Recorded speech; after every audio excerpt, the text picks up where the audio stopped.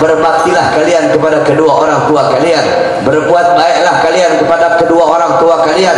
Pertama, kepada ibu kalian. Sahabat bertanya kepada Rasulullah, ya Rasulullah, setelah aku berbakti kepadamu, setelah aku melayanimu, setelah aku mencintaimu, siapa yang harus aku layani? Siapa yang harus aku berbuat baik kepadanya ya Rasulullah? Rasulullah menjawab, ummuka, ibumu. Setelah ibuku siapa ya Rasulullah? Ummuka, ibumu. Setelah itu siapa ya Rasulullah? Ummuka, ibumu. 3 kali Rasulullah SAW menyebut nama seorang ibu. Saudara-saudara sekalian, ibu kita yang melahirkan kita, ibu kita yang dimana selama 9 bulan kita berada di dalam perut ibu kita, kemana-mana kita dibawa, kemanapun dia pergi kita dibawa, apa yang dia makan kita makan, apa yang dia minum kita minum. Saudara-saudara, jangankan ketika ibu kita mengorbankan jiwa dan nyawanya untuk melahirkan kita, jangankan dia melahirkan kita, yang dimana ketika melahirkan itu berapa banyak urat-urat dia yang putus ketika melahirkan kita. Jangankan ketika seorang ibu kita melahirkan kita, itu terlalu jauh. 1 kali hentakan kaki kita ketika berada dalam perut ibu, kita pernah kita pernah menyenggol kaki kita, menendang perut ibu kita. 1 kali tendangan kaki kita tersebut tidak bisa kita balas, walaupun kita berikan surga dan isinya kepada ibunya kita. 1 kali hentakan kaki seorang anak yang ada dalam perut ibunya tidak bisa dibalas, walaupun diberi surga beserta isinya. Maka bagaimana kita akan membalas jasa seorang ibu yang telah melahirkan kita, yang telah menjadi sebab adanya kita di dunia ini. Oleh karenanya, berbuatlah baik kalian kepada kedua orang tua kalian, lemah lembutlah kalian kepada bapak ibu kalian.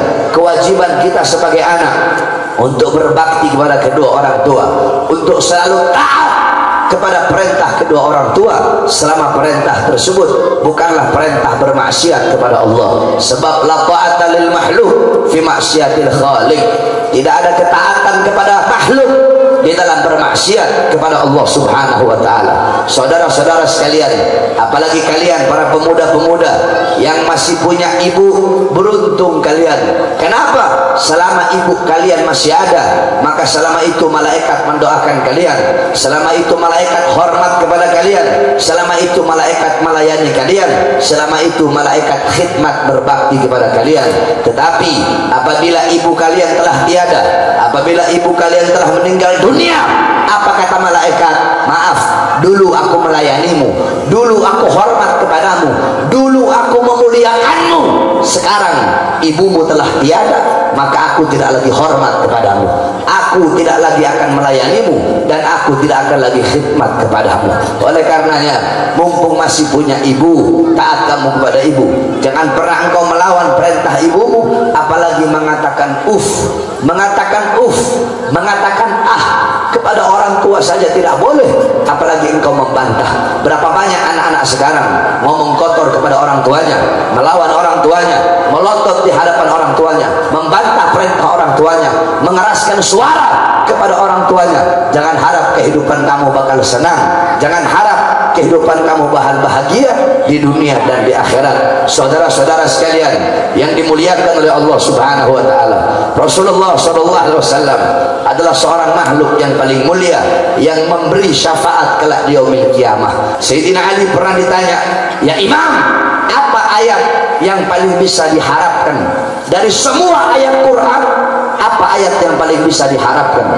Sayyidina Ali menjawab, dari sekian banyak ayat Quran, yang paling bisa diharapkan adalah ayat wala saufa yu'tika rabbuka fatarda. Wala saufa yu'tika rabbuka fatarda.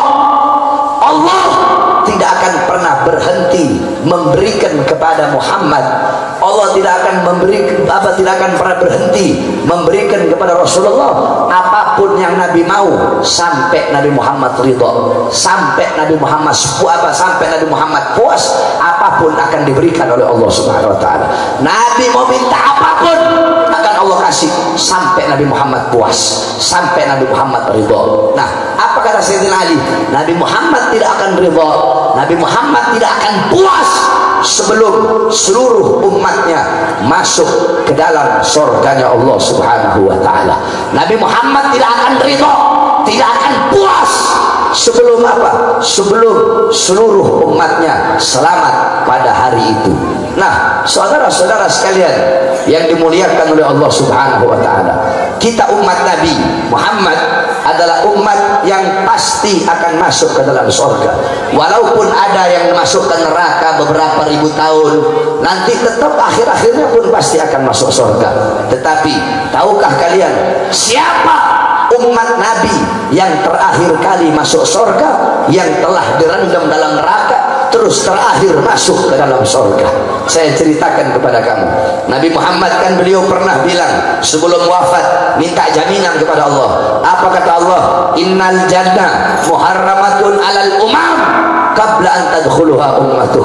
Wahai Muhammad, jaminan dariku surga aku haramkan untuk dimasuki oleh umat manapun sebelum surga dimasuki oleh umatmu. Nah, saudara-saudara, ada umat Nabi yang masuk ke dalam neraka. Kelak pada hari itu yang sibuk dengan kita, mengurusi kita, bukan bapak ibu kita, bukan anak istri kita, tetapi yang sibuk mengurusi kita pada hari itu adalah baginda Nabi besar Muhammad SAW. Nabi Muhammad SAW beliau berkata, ya Allah, apakah masih ada umatku yang ada dalam neraka?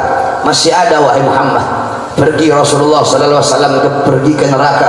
Ketika Rasulullah pergi ke neraka, Rasulullah berkata, ya Allah, fulan bin fulan, mereka adalah umatmu, aku minta syafaat untuk mereka ya Rasulullah. Apa ya Allah? Kemudian Allah berikan syafaat, Allah angkat mereka, Allah rendam di telaga Al-Kautsar, Allah masukkan ke dalam surga. Setiap nabi memiliki doa yang mustajab. Semua nabi doa mustajab mereka telah mereka pakai ketika di dunia, tetapi Nabi Muhammad doa mustajab beliau tidak beliau pakai di dunia. Beliau pakai di mana? Beliau pakai di akhirat untuk memohon syafaat kepada umatnya, karena begitu cinta dan sayangnya pada kita. Satu persatu semua golongan umat Nabi, yang mabok, yang zina, yang melacur, yang narkoba, yang mencuri, yang dalam neraka, satu persatu diangkut, direndam di telaga Kautsar, dimasukkan ke dalam surga. Akhirnya Nabi bertanya, wahai Jibril, apakah masih ada umatku di neraka? Masih ada ya Rasulullah. Nabi pergi, ternyata mereka adalah golongan terakhir yang ada dalam neraka. Nabi berkata, ya Allah, aku minta syafaat untuk mereka. Apa kata Allah? Wahai Muhammad, mohon maaf, kalau untuk golongan yang ini aku tidak bisa mengampuni mereka, dan aku tidak bisa memberikan syafaat kepada mereka walaupun engkau yang meminta. Kenapa ya Allah? Kata Allah, kalau aku ampuni mereka berarti aku telah melanggar janjiku, yaitu apa? Ridho aku berada dalam ridho kedua orang tua mereka, kemurkaanku berada dalam kemurkaan kedua orang tua mereka. Mereka adalah anak-anak durhaka yang tidak diridhoi oleh kedua orang tua mereka. Itulah golongan terakhir dari umat Nabi yang ada di dalam neraka, saudara-saudara. Akhirnya terus bagaimana ya Allah? Orang tua mereka ada di sorga.